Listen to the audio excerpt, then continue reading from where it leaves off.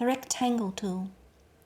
Creating a rectangle or square using the comma to separate the x and y values. REC. Enter.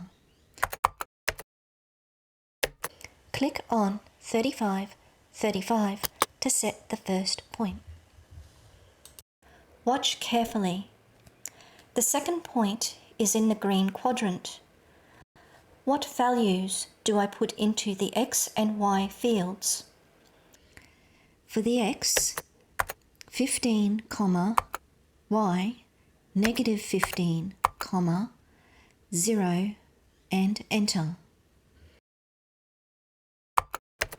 Which quadrant does the square end up in?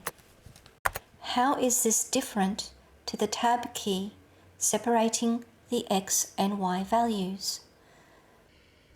REC. Enter. Set the base point 35, 35, enter. Notice that the second point, or crosshairs, are in the yellow quadrant. Type 15, 15. You can toggle with the tab key between the x and y fields and change the value if you need to. Enter. Compare the x and y matrix for the comma to the tab matrix. When creating a rectangle or square using x, y, the positive and negative values are based around the first point or base point. So when you establish the first point, the values in the quadrant to the bottom left will always be negative, negative. The values in the bottom right quadrant will always be positive, negative. The values in the top left quadrant will always be negative, positive.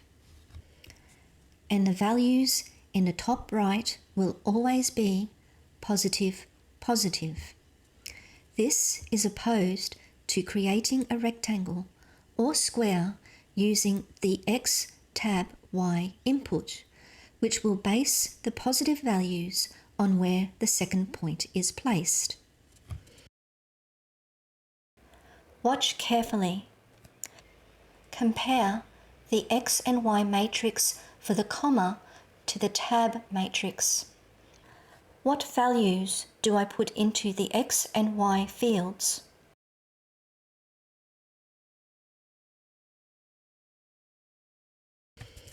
I hope this is not too confusing and helps in the creation of a rectangle or square in AutoCAD. Please share if you find this helpful or think it could help others. If you would like to support me, you can via a one-time donation on Buy Me a Coffee, link in the description below. Thank you for your support.